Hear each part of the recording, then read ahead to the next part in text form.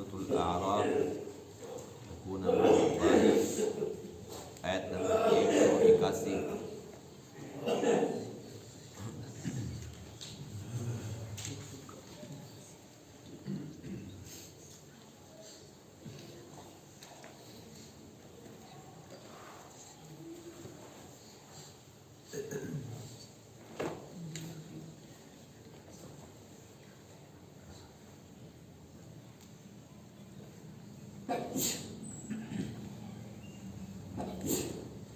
أعوذ بالله من الشيطان الرجيم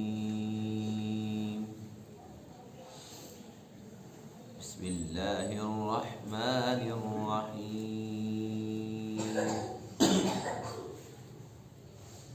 والذين كذبوا بآياتنا سنستدرجهم من حيث لا يعلمون وأملي لهم إن كيدي متين أولم يتفكروا ما بصاحبهم من جنة إن هو إلا نذير مبين أولم ينظروا في ملكوت السماوات والأرض وما خلق الله من شيء وأن عسى أن يكون قد اقترب أجلهم فبأي حديث بعده يؤمنون من يضلل الله فلا هادي له ويذرهم في طغيانهم يعمهون صدق الله العظيم۔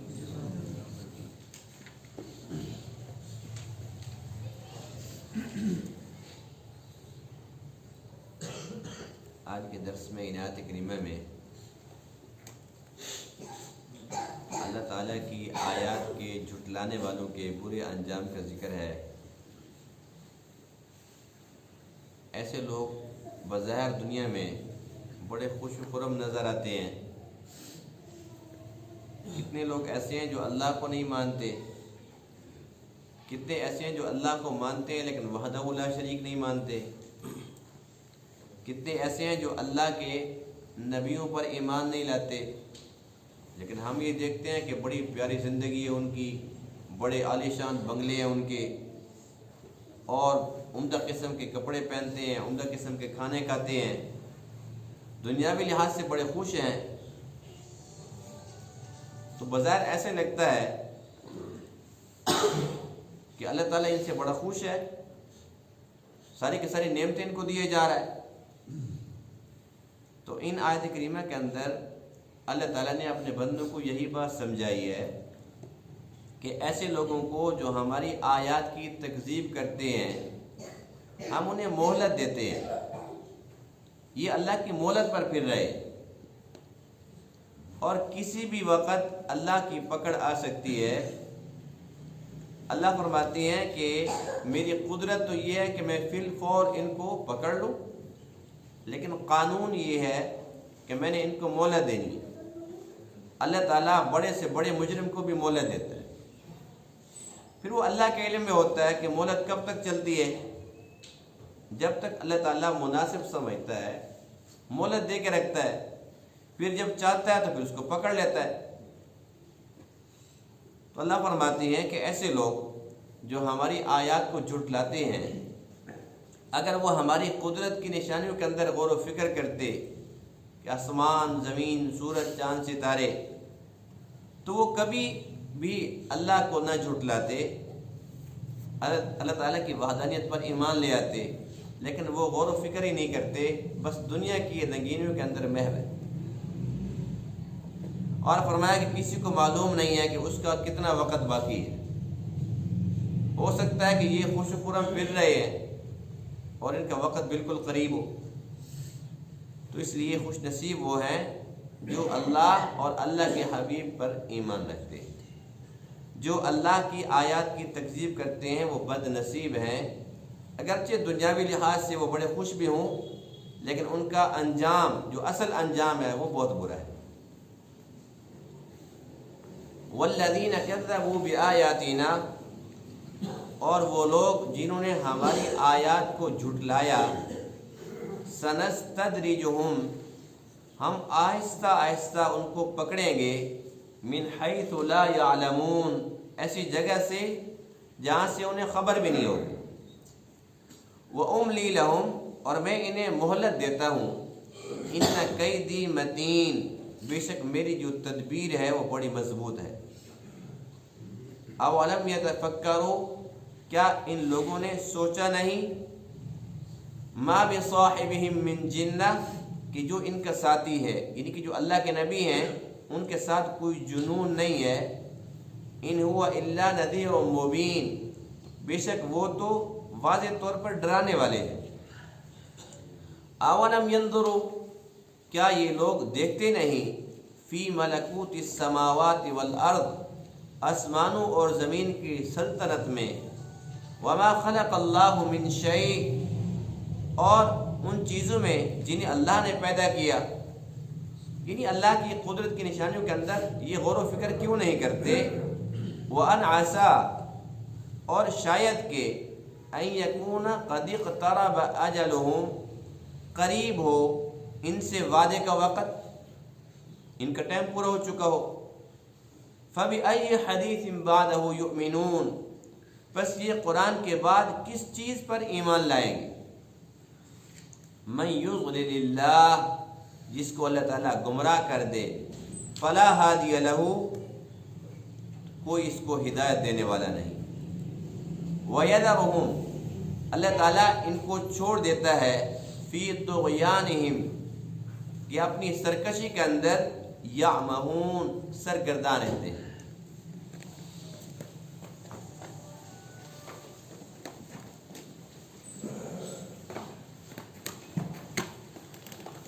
ہمارے لحاظ سے ہم نے نا ایک فارمولہ بنایا ہوا ہے دنیاوی لحاظ سے، کہ جس کے پاس 2-4 پیسے آ جاتے ہیں تو ہم اس کے بارے میں یوں تبصرے کرتے ہیں کہ جی بس اللہ اس پہ راضی ہو گیا ہے، کہتے ہیں کہ نہیں کہتے؟ کسی بندے کے پاس اگر چند ٹکے آ جاتے ہیں تو ہم کیا کہتے ہیں، جی بس یہ بڑا بیچارہ مشکل میں تھا، اس نے بڑی تنگی کا زمانہ دیکھا ہے، اب اللہ نے اس کا ہاتھ پکڑ لیا، کیونکہ ہمارا اول و آخر دنیا ہے۔ ہم سمجھتے ہیں کہ بس دنیا ہی دنیا ہے، یہی وجہ ہے کہ جس کے پاس دنیا کی چیزیں آ جائیں تو ہم فوراً سمجھ جاتے ہیں کہ اللہ اس پہ راضی ہو گیا، یہ ہمارا پیمانہ ہے، حالانکہ یہ بالکل غلط ہے، 100% غلط ہے۔ اس لیے کہ اگر یہ پیمانہ ٹھیک ہوتا تو ہم اپنے بچوں کا نام رکھتے قارون، رکھتے کہ نہ رکھتے؟ کسی نے کبھی رکھا ہے؟ کیوں نہیں رکھتے؟ کیوں نہیں کہتے کہ اللہ اس پہ بڑا راضی تھا، اس کے پاس تو بڑے خزانے تھے؟ اللہ کا قرآن کہتا ہے کہ اس کے پاس اتنے خزانے تھے کہ خزانوں کی جو چابیاں تھیں، خزانے نہیں، اس کی چابیاں، وہ اٹھانے کے لیے ایک بہت بڑا لشکر تھا، بڑا قوت والا، بہت بڑا لشکر تھا، صرف چابیاں اٹھایا کرتا تھا۔ اندازہ لگا لو کہ پھر خزانے کتنے زیادہ ہوں گے، لیکن کوئی نہیں کہتا کہ اللہ اس پہ بڑا راضی تھا، اللہ نے اس کا ہاتھ پکڑ لیا تھا، کوئی بھی نہیں کہتا۔ نمرود پوری دنیا کا بادشاہ ہے، کوئی انسان اپنے بچے کا نام رکھتا ہے نمرود؟ کیوں نہیں رکھتا؟ بھئی دنیا کا بادشاہ ہے، لیکن اس کے بارے میں کیا کہتے ہیں، اللہ اس پہ راضی نہیں تھا۔ جب قارون کے بارے میں، نمرود کے بارے میں ہمارا فارمولہ یہ ہے، تو پھر عام لوگوں کے بارے میں فارمولہ کیوں تبدیل ہو جاتا ہے؟ جو بندہ نماز نہیں پڑھتا، روزے نہیں رکھتا، اللہ کے گھر نہیں آتا، کوئی خیر کا کام نہیں کرتا، صرف شر کے کاموں کے اندر لگا رہتا ہے، صرف پیسے آ جائیں تو ہم کہتے ہیں اللہ اس پر راضی ہو گیا، کیوں؟ یہ فارمولہ ٹھیک ہے کہ غلط ہے؟ غلط ہے نا؟ اور یہ عام استعمال ہوتا ہے۔ وجہ یہ ہے کہ ہم میں سے ہر ایک نے یہ سمجھ رکھا ہے کہ بھئی پیسہ ہوگا تو انسان کامیاب ہوگا، حالانکہ اللہ تعالیٰ نے انسان کی کامیابی کے لیے پیسے کو شرط قرار نہیں دیا۔ انسان کی کامیابی کے لیے اس کے اعمال ہیں۔ اللہ نے انسان کو جو جسم عطا کیا، اس کے اندر یہ جو اعضاء ہیں، اصل تو یہ ہے کامیابی کے گن کہ اگر ہم ان کامیابی کے اسباب کو اگر صحیح طور پر استعمال کرتے ہیں تو ہم کامیاب ہو جاتے ہیں، اور اگر ان اعضاء کو غلط استعمال کرتے ہیں تو ناکام ہو جاتے ہیں۔ یہی وجہ ہے کہ ایک طرف بادشاہ ہے اور دوسری طرف ایک مانگنے والا فقیر ہے، دونوں کو اللہ نے ہاتھ برابر دیے، دونوں کو آنکھیں برابر دی ہیں، دونوں کی زبان، کان، دل و دماغ سب اعضاء برابر دیے ہیں۔ کوئی غریب یہ نہ کہہ سکے اے اللہ وہ جو بادشاہ ہے اس کے تو 4 ہاتھ تھے، وہ تو کامیاب ہو کے آ گیا، میرے جو ہاتھ 2 تھے میں کیا کرتا، اس کی تو 6 آنکھیں تھی، میری صرف 2 آنکھیں تھی۔ کامیابی کے اسباب یہ ہیں جو اللہ نے سب کو برابر دیے۔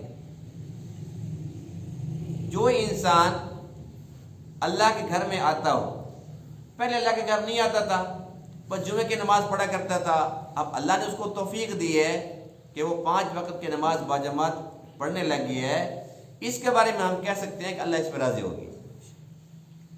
ایک بندہ کبھی اللہ کا نام ہی نہیں لیتا تھا، اب ہر وقت اللہ کا ذکر کرتا رہتا ہے، درود شریف پڑھتا رہتا ہے، استغفار پڑھتا رہتا ہے، اب کیا ہوتا ہے؟ اس کے بارے میں ہم کہہ سکتے تھے کہ اللہ اس پہ راضی ہوگی۔ لیکن یہاں ہمارا فارمولہ پھر الٹ ہے۔ کوئی بندہ اگر بیچارہ آ جاتا ہے، مسجد میں آنا شروع ہو گیا، ہم کیا کہتے ہیں کہ خیر تو ہے، کوئی پریشانی تو نہیں ہے۔ کوئی بندہ اگر اللہ کا ذکر شروع کر دیتا ہے، کہتے ہیں بھی تسبیح خیر کی ہے، آج تک تو تسبیح رات میں دیکھی نہیں ہے، کن چکروں میں پڑ گیا ہے۔ ہم مسلمان ہیں اور اپنے فارمولوں پہ غور کریں، یہ ہمارے فارمولے ہیں۔ کوئی بندہ اگر دلی دل میں اللہ کی محبت میں اللہ سے وعدہ کر لیتا ہے کہ یا اللہ بس اب میں انشاءاللہ داڑھی رکھوں، اچھی بات ہے کہ بری بات ہے؟ 2 دن 4 دن گزرتے ہیں، ہفتہ گزرتا ہے، اس کو محلے والے دیکھتے ہیں، بھئی شیو بڑی ہوئی خیر تو ہے، کیا تو نے حلیہ بنا رکھا ہے، یہ کیا تم ملنگ بن گئی ہے؟ یہ مسلمان ہے۔ پھر اللہ کی پھٹکار پڑے گی کہ نہیں پڑے گی؟ یعنی کہ جو بندہ اچھے کام کرنا شروع کرتا ہے اس کے بارے میں ہماری رائے اور ہے، اور اگر چند ٹکے آ جاتے ہیں اس کے بعد پھر پوچھتے ہیں کہ بھائی آج کل تو تم سلام دعا ہی نہیں کرتے۔ بھائی وہی بیچارہ پہلے سلام کرتے تھے، اس کا جواب نہیں دیا کرتے تھے، آج وہ جا رہا ہے اور بھائی سلام بھی نہیں کرتے، خیر تو ہے، کوئی ناراضگی ہے، ہمارا معیار یہ۔ تو یہ اللہ کی ناراضگی کی بات ہے، یہ ہمارے فارمولے یکسر غلط ہے۔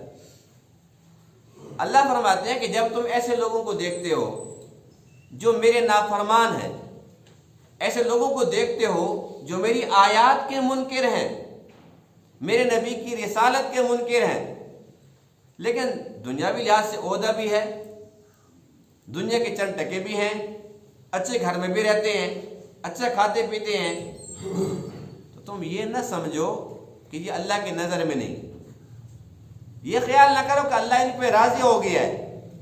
اللہ فرماتے ہیں سنستدرجہم من حیث لا یعلمون، ہم آہستہ آہستہ ان کو پکڑیں گے، ایسی جگہ سے پکڑیں گے جہاں سے ان کو خبر ہی نہیں ہو۔ استدراج مہلت کو کہتے ہیں، یعنی کہ ایک انسان کھا رہا ہے، پی رہا ہے، بڑا خوش و خرم پھر رہا ہے، لیکن ہے اللہ کا نافرمان، اللہ کا باغی ہے، تو اس وقت یہ استدراج ہے، ایک مہلت ہے اللہ کی طرف سے، اور یہ کوئی اچھی بات نہیں ہے۔ جس کو اللہ فوراً پکڑ لیتا ہے، فوراً وہ اللہ کی طرح متوجہ ہو جاتا ہے، یہ اچھی بات ہے، اور جس کو لمبی مہلت مل جاتی ہے تو یہ خطرے کی گھنٹی ہے، یہ خطرے کی علامت ہے۔ ایک صحابی کہنے لگے یا رسول اللہ صلی اللہ علیہ وسلم مجھے آپ سے محبت ہے۔ آپ نے ارشاد فرمایا کیا کہہ رہے ہو؟ عرض کہ اللہ کے رسول مجھے آپ سے محبت ہے۔ فرمایا کہ پھر تیار ہو جاؤ۔ عرض کہ کس چیز کے لیے؟ فرمایا کہ فقر و فاقہ کے لیے، تکلیفوں کے لیے۔ اس لیے کہ اللہ تعالیٰ اپنے نبیوں پر تکلیفیں بھیجتے ہیں، آزمائشیں ڈالتی ہیں ان پر، اور فرمایا کہ نبیوں کے بعد پھر ان پر جو ان کے قریب ہوتے ہیں۔ جب تم میرے قریب آنا چاہتے ہو، میرے محبت کے دعوے دار بن گئے ہو، تو پھر تیار ہو جاؤ، نبی کے بعد پھر تمہارا نمبر بھی لگے گا۔ اور جس پر کوئی تکلیف نہ آئے، جو کبھی بیماری نہ ہو، تو یہ نہ سمجھو کہ اللہ اس پہ راضی ہے، اللہ اس سے ناراض ہے۔ ایک حدیث پاک میں اور واقعہ ملتا ہے، ایک شخص آتے ہیں، آ کے عرض کرتے ہیں اللہ کے پاک رسول، میرا دل چاہتا ہے کہ آپ میری بیٹی کے ساتھ نکاح فرما لیں، ہمیں یہ سعادت مل جائے گی، ہماری خوش بختی ہو جائے گی۔ اللہ کے نبی خاموش ہے۔ ہمارا ایمان ہے کہ اللہ کے نبی اللہ کی مرضی کے بغیر کچھ نہیں کرتے۔ جب اللہ کا حکم ہوتا ہے کہ بھئی نکاح کرو فلاں سے، اللہ کے نبی تب کرتا ہے۔ اب اس نے کیا کیا، دیکھا اللہ کے نبی تو خاموش ہے، کوئی جواب نہیں دیا۔ اس نے بیٹے کی تعریف شروع کر دی، میری بیٹی یوں اچھی ہے، گھر کے کام اچھے کر لیتی ہے۔ اس کی تعریفیں کرتے کرتے کرتے اس نے تعریفوں میں یہ بات کہہ دی کہ کبھی وہ بیماری نہیں ہوئی۔ جب یہ والی بات کی نا، اللہ کے نبی فرماتے ہیں کہ بس اب تو میں نے کہا بالکل بھی نہیں کروں، پہلے میں سوچ رہا تھا لیکن اب وہ سوچ ختم ہو گئی ہے۔ جب وہ بیماری نہیں ہوئی، اس کا مطلب یہ ہے کہ اللہ اسے خوش نہیں ہے۔ اللہ کسی کو بیمار کرتا ہے، کیوں کرتا ہے؟ حدیث پاک میں اس کی وجہ ہے۔ حدیث پاک میں ہے کہ اللہ تعالیٰ نے اپنے ایک مومن بندے کے لیے جنت میں ایک درجہ مقرر فرما دیا کہ میں نے اس کو یہ درجہ دینا ہے۔ اب وہ بندہ اس درجے کے مطابق اعمال نہیں کر رہا، نمازیں اس کی ہے وہ بڑی کمزور، روزے ہیں وہ برائے نام، صدقہ خیرات وہ ایسے برائے نام۔ اب اللہ فرماتے ہیں کہ میرا بندہ وہ اعمال تو کر نہیں رہا، اب اللہ تعالیٰ اس کو بیمار کر دیتے ہیں۔ اب یہ جب بیمار ہو جاتا ہے، اس بیماری کے عالم میں، اس تکلیف کے اندر یہ صبر کرتا ہے اور صبر کرتا رہتا ہے یہاں تک کہ اس درجے کا مستحق ہو جاتا ہے۔ یہ اللہ کی رحمت نہیں ہے کہ اللہ تعالیٰ نے اس کا درجہ کم نہیں کیا، فرق کہ درجہ تو میں نے اس کو دینا وہی ہے۔ اگر یہ اپنے اعمال کے بل بوتے پہ نہیں آ سکتا تو کوئی بات نہیں، تکلیفیں برداشت کر لیں۔ حدیث پاک میں ہے کہ جب ایک مومن کو بخار ہو جاتا ہے، کیا ہو جاتا ہے؟ ایک رات کا، صرف ایک رات کا، ایک رات کا بخار ہو جاتا ہے اور اس بخار پر وہ صبر کرتا ہے، اللہ ایک رات کے بخار کے صبر پر اس کے پچھلے سب گناہ بخش دیتا ہے۔ اکثر ایسا ہوتا ہے نا کہ بندہ بیمار ہو جاتا ہے، جب اس کا آخری ٹائم آتا ہے، کوئی مہینہ بیمار رہتا ہے، کوئی 10 دن، کوئی 20 دن، تو کیا مطلب ہے کہ جب ایک رات کے بخار پر اس کے سارے گناہ بخش دیے گئے، جو 1 مہینہ بیمار رہا، جو 6 مہینے، جو 2 سال، تو اس کا مطلب یہ ہے کہ اللہ تعالیٰ یہ چاہتے ہیں کہ یہ اس بیماری کی وجہ سے سارے گناہ اس کے دھل جائیں، میرے پاس پاک ہو گیا۔ تو اللہ تعالیٰ کسی انسان کو اگر کوئی دکھ تکلیف دی اور وہ مسلمان کو، تو وہ ایسے نہیں ہے کہ بس اس کو تکلیف آ گئی چلی گئی۔ حدیث پاک میں ہے کہ ایک مومن کو کانٹا بھی چبھتا ہے تو اس پر بھی اس کی ایک نیکی بڑھتی ہے، ایک گناہ اس کا مٹا دیا جاتا ہے۔ اس لیے جو مومن ہے وہ باہر صورت نفع میں ہے، وہ یہ نہ دیکھے جی فلاں بندہ تو نماز نہیں پڑھتا، اس کا کاروبار یوں چل رہا ہے اور میں سارا دن تسبیح پڑھتا ہوں، نمازیں پڑھتا ہوں، میرے پاس تو گاہک کوئی نہیں آتا۔ بھئی اللہ تعالیٰ اس حال میں تجھے رکھ کے خوش ہے، یہ اللہ کا ایک امتحان ہے۔ اللہ چاہے تو اس کا فوراً ختم کر دے اور تیرا بہت بڑھا دے، لیکن اللہ تعالیٰ نہیں چاہ رہا نا، اس میں کوئی بے شمار حکمتیں ہوں گی۔ اللہ کی رضا پر راضی رہنا چاہیے۔ اور ایسے لوگ جو اللہ کے نافرمان ہیں اور وہ دنیاوی نعمتوں کے اندر بڑے خوش و خرم ہیں، تو یہ استدراج ہے، مہلت ہے۔ دیکھتے نہیں ہو کہ فرعون جس نے یہ کہہ دیا تھا انا ربکم الاعلی، کہ میں سب سے بڑا رب ہوں، اس کے بارے میں لکھا ہے کہ وہ کبھی بیماری نہیں ہوا تھا، کبھی زندگی میں اس کے سر میں درد نہیں ہوا۔ کیا اللہ اس پہ راضی تھا؟ مہلت تھی نا، لیکن پھر وہ وقت آ گیا جب مہلت ختم ہو گئی۔ ہم کہتے ہیں فلاں بندہ وہ تو بڑا ظالم ہے، پتہ نہیں کب مرے گا، اللہ اس کو پکڑتا ہی نہیں. اللہ نے اس کو بڑی ڈھیل دے رکھی ہے. بھی اللہ تعالیٰ کو ہمارا پابند ہے, اللہ نے ہم سے پوچھ کے اس کو پکڑنا ہے. بھی اللہ بہتر جانتا ہے, سارا علم اللہ کے پاس ہے, اس کو زیادہ بہتر پتا ہے کہ میں نے اس کو کب پکڑنا ہے.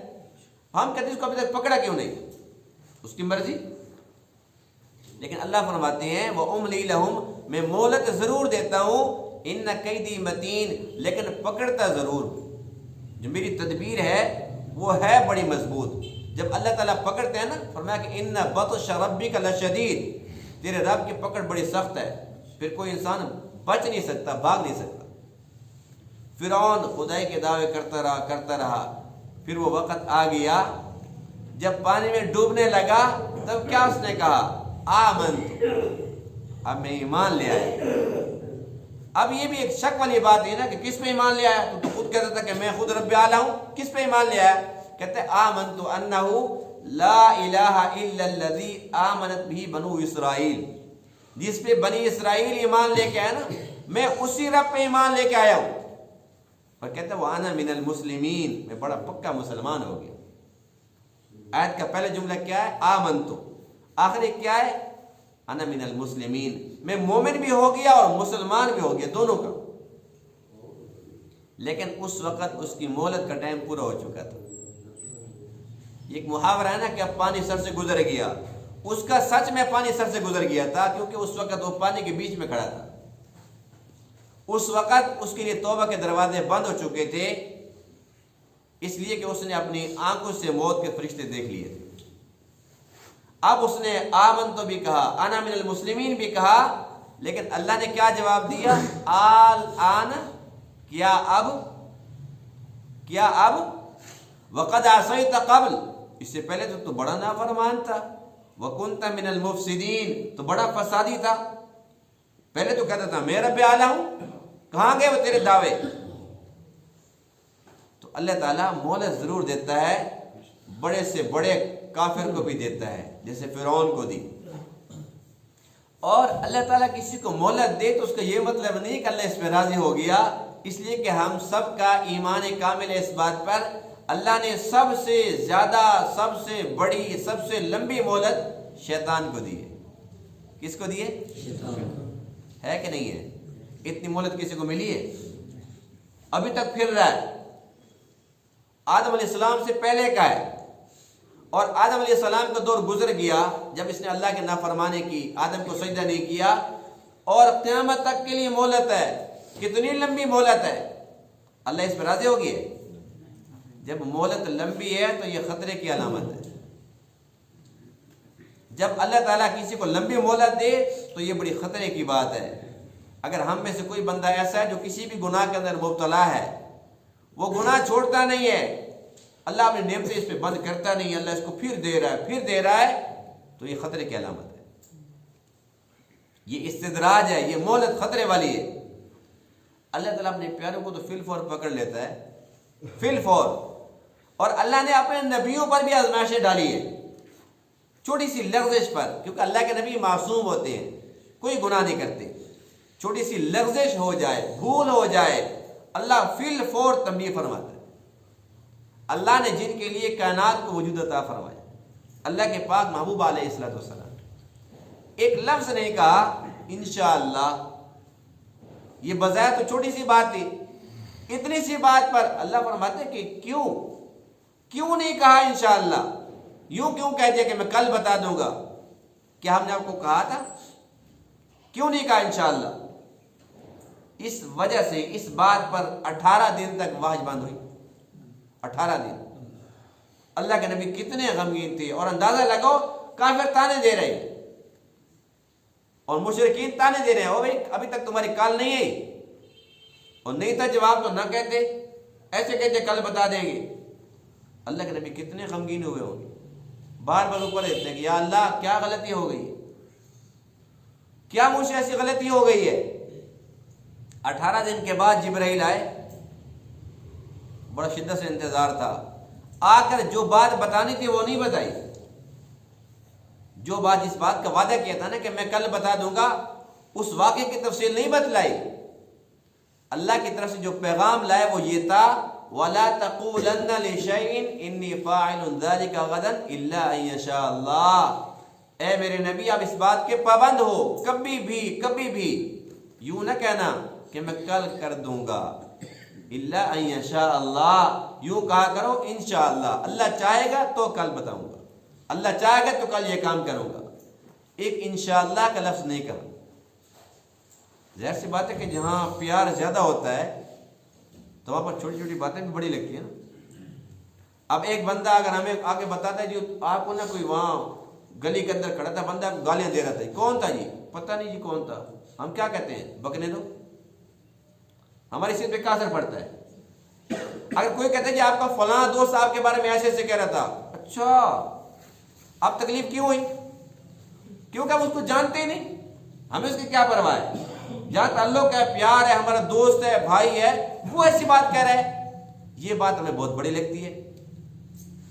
تو اللہ کے جو جتنا قریب ہوتا ہے، اگر وہ کوئی بھی نافرمانی کرتا ہے، اس سے کوئی غلطی ہوتی ہے تو وہ اللہ کے ہاں بہت بڑی شمار ہوتا ہے۔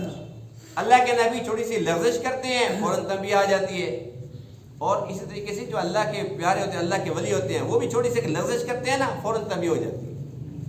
جیسے کہ حضرت سفیان الثور کا واقعہ بڑا مشہور ہے کہ وہ مسجد میں داخل ہونے لگے تو دائیں پاؤں کی بجائے نہ پہلے بائیں پاؤں رکھنے لگے، بھول کر رکھا نہیں تھا، بس رکھنے لگے، اللہ نے ٹھوکر لگا دی، گر گئے، اور اللہ کی طرف سے آواز آئی، اے سور، سور کہتے ہیں بیل کو، اے بیل میرے گھر میں داخل ہونے کی تمیز ہی نہیں ہے۔ فوراً اٹھے، سنبھلے، فوراً استغفار کی، لیکن ان کا نام تو سفیان تھا۔ جب اللہ نے فرمایا کہ وہ سور، وہ بیل، فرماتے کہ اللہ کو مجھ سے اتنا پیار ہے، میں تو اللہ کا بیل ہوں، کہنے لگے آج کے بعد میرا نام سفیان الثور ہے، بس میں اللہ کا بیل ہوں۔ یہ بھی محبت کی بات ہے نا۔ وہ لوگ کہتے ہیں کہ اللہ نے مجھے کہا میں کسی کو بتاؤں ہی کیوں، مجھے اس کی کیا ضرورت ہے، اس بات پر خوش ہوئے۔ اور اصل بات کیا تھی کہ اللہ چاہتا ہی نہیں تھا کہ ایک قدم بھی خلاف سنت اٹھے میرے پیارے کا۔ یعنی کہ جو اللہ کے پیارے ہوتے ہیں نا، ان کو فی الفور تنبیہ ہوتی ہے۔ اگر ہمیں فی الفور تنبیہ ہو جاتی ہے تو اللہ کا شکر ادا کرنا چاہیے کہ اللہ کا اپنے پیاروں کے ساتھ برتاؤ یہی ہے۔ اور اگر اللہ کی طرف سے مہلت ملی جا رہی ہے، مہلت یہ ہے، لمبی مہلت، کبھی ہمیں بخار ہی نہیں ہوتا، کبھی ہمیں نزلے نہیں ہوتا، نہ کبھی سر میں درد، نہ کبھی کوئی تکلیف، کبھی کوئی بیماری نہیں ہوئی، کبھی کوئی پریشانی نہیں ملی، اور ہم اللہ کے نافرمانے بھی کیے جا رہے ہیں، تو یہ خطرے والی بات ہے۔ اس لیے جو مومن ہے وہ بات صورت نفع میں ہے، اس کو پریشان نہیں ہونا چاہیے، وہ ہر حال میں خوش رہے کہ میرا اللہ خوش ہے۔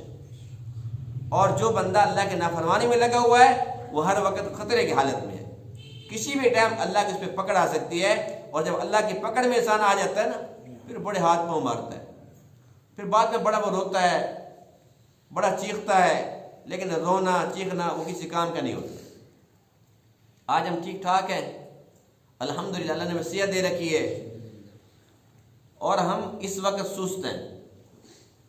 ابھی تک ہمیں نا اس صحت کی جو نعمت ہے، جو بہت بڑی دولت ہے، ہمیں اس کی کوئی قدر نہیں ہے۔ اللہ نہ کرے ہمیں سے کسی ایک کو اگر کوئی تکلیف آ جاتی ہے، چھوٹی سی کوئی بیماری آ جاتی ہے، اس کے بعد پھر ہماری حالت دیکھنے والی ہوتی ہے، ہائے میں مر گیا، اور یہ سارا زمانہ صحت کا ہم بھول جاتے ہیں فوراً۔ بھی اللہ نے ہمیں اتنی نعمتوں سے نوازا ہے، تو پھر ہمارے پر کوئی ذمہ داری عائد ہوتی ہے کہ نہیں ہوتی؟ ہماری ذمہ داری یہ ہے کہ ہم ہر وقت اللہ کی محبت میں اللہ کے سامنے جھکتے رہیں۔ اللہ نے ہمیں انسان بنایا، ہم انسان بن کر جئیں۔ اللہ نے ہمیں مسلمان بنایا، سلامتی والا بنایا، ہم سلامتی والے بن کر جئیں۔ اللہ ہمیں انسان بناتا ہے، ہماری حرکتیں حیوانوں والی۔ اللہ ہمیں مسلم بناتا ہے، سلامتی والا، ہم سانپ بچھو بن کے پھر رہے۔ تو یہ کہاں کی عقل مندی ہے؟ اللہ کا شکر ادا کرتے ہیں کہ اس نے ہمیں انسان بنایا الحمدللہ۔ اگر اللہ ہمیں کتا بنا دیتا، خنزیر بنا دیتا، ہم کچھ کر سکتے تھے؟ اللہ نے انسان بنایا، اشرف المخلوق بنایا، پھر اللہ تعالیٰ میں فرعون کے ساتھیوں میں سے بنا دیتا، اللہ ہمیں یہودی کر دیتا، ہم کیا کر سکتے تھے؟ اللہ نے ہمیں مسلمان بنایا الحمدللہ۔ تو ہمیں چاہیے کہ اللہ تعالیٰ کی نعمتوں پر اللہ تعالیٰ کی شکر ادا کریں، اور شکر کا بہترین طریقہ یہ ہے کہ انسان اللہ کی بندگی کر کے اپنے عمل سے ثابت کرے کہ یا اللہ تیری نعمتوں کا حق تو ادا ہو سکتا ہی نہیں، کوشش کر رہا ہو تو قبول فرما۔ انسان اللہ سے توفیق مانگتا ہے، اس کی توفیق سے انسان اس کے سامنے جھکتا ہے، توفیق بھی وہی دیتا ہے، قبول بھی وہی کرتا ہے۔ ہم نے کیا کیا؟ صرف ایک نیت کی۔ اگر ہم یہ بھی نہیں کر سکتے تو ہم نے کیا کیا ہے؟ تو آج عازم کریں کہ انشاءاللہ اللہ تعالیٰ کی ان بڑی بڑی نعمتوں پر اللہ تعالیٰ کے شکر گزار بندے بنیں گے انشاءاللہ۔ اللہ تعالیٰ اس بات کو سمجھنے عمل کرنے کی توفیق عطا فرمائے۔ وآخر دعوانا الحمدللہ رب العالمین۔